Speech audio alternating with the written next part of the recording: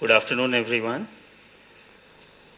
As Mr. Sanyal has already mentioned, Himachal Pradesh is in an advanced stage of implementation of SWAN. In Himachal Pradesh, we will be providing this connectivity up to the block level, as in the other states, 2 Mbps connectivity. We have got 132 locations, and at present, the equipment and all the installations they have started. And as we started off in the session, as Mr. Bhardwaj was mentioning, we are also facing a lot of small problems in the implementation. I fully agree that the site preparation is a big issue because all these sites are not in our control, and we have to depend upon the district administration or the block or the tehsil to actually understand what is a COP and how the site preparation is to be done. We've faced issues as minor as the door size being small and the rack not actually being able to enter into the room. These kind of issues come up when you start implementing. Plus, with the BSNL, we in our switches we needed to have this different adapters as ST adapters, and they were providing SC adapters, so that those things minor issues but which take time. But we have now started installations and also testing of the network. We have started the trial runs.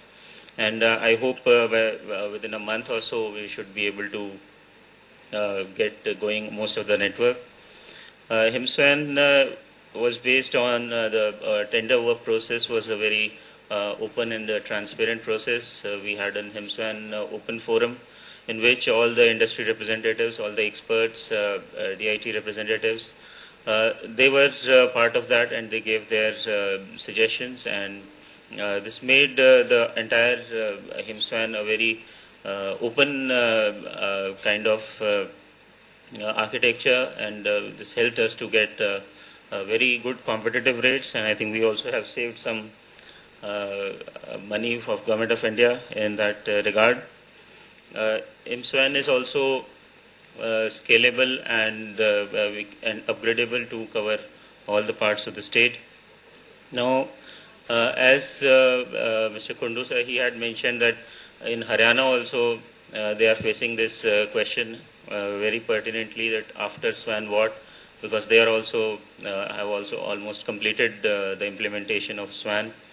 In Himachal we have started working out, because SWAN is basically the backbone, basically the vertical connections or the backbone of the body, and we have to actually work the horizontal connections to be able to use the SWAN.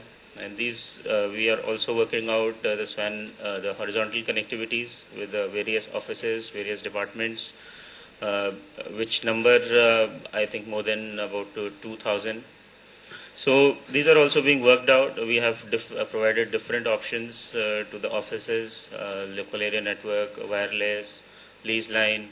All these options are there, and a lot of departments are ready to be integrated. The treasuries, district administration, land records, transport. These are the departments which can be immediately integrated once the network is up. And in fact, now the first point was how to sensitize them, but in Himachal a situation has come where they've started demanding us, okay, when will your network be up? So we want to do this. So that kind of a situation is coming. I think Himachal is going to be one of the front runners in this regard. A wide area network, as all you know, will definitely help in bridging the digital divide, as we call it. And there is not only a digital divide between the urban and the rural areas, but also a divide between the state headquarters or district headquarters and the field offices. The field offices are hardly IT savvy or IT enabled at present, and once this network comes about, I think we can ensure that in a big way. The wireless connectivity that is being provided at the POPs, will provide connectivity up to the panchayat level and the village level as well. State-wide area network, I think, cannot be effectively used unless we have the forward as well as the backward linkages. The forward linkages, I think,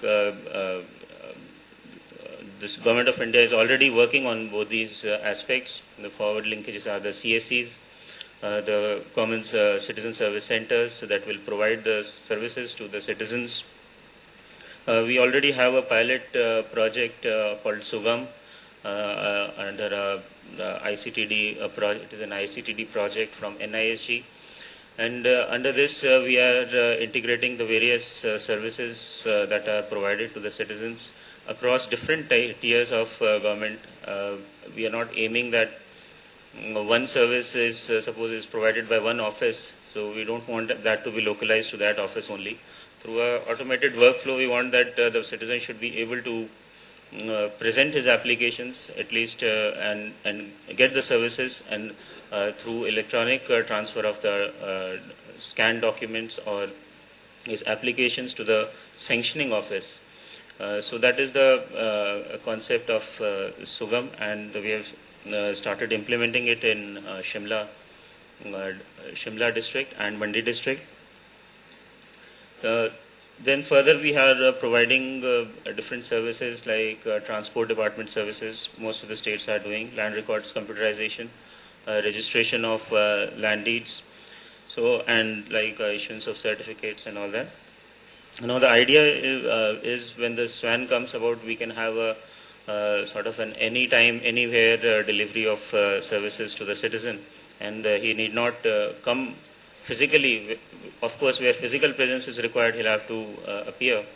But where physical presence is not required, like for the various expert advisory services or for agricultural services, or suppose he wants to get some sanctions and his application goes to the block agriculture officer, and then it goes to the district agriculture officer and then to the director agriculture, who is the sanctioning authority for the various schemes. So once this CSC is there, so he can simply submit his application along with all the documents at the CSC level, and then those can be transmitted electronically. So these are the things that SWAN can provide us. And further, we need a backward linkage in the form of state data centers, and we are already working on that. As you know, state data center will be a repository of all the data. And both these things combined together, the statewide area network and state data center, this will help in migration to web-based applications. It will also ensure exchange of data, interoperability of databases.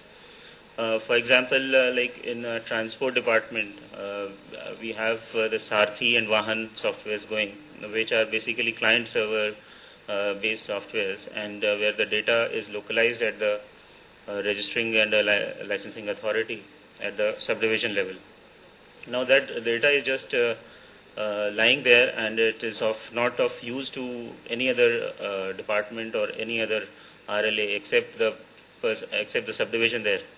So once we have web-based applications, this data can be shared by across the web by all the users. It can be seen by other authorities also. It can be used by the police department to trace the vehicles. Otherwise, they have to go to the concerned RLA and then trace the vehicles. So we can think of a large number of applications of the data, and that definitely will also improve the service delivery.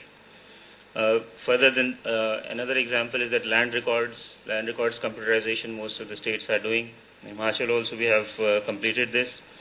Now, when the entire data is on the data center, is hosted in a web-based application, then the entire data, then the person need not even go to the tehsil to get his copy of record of rights.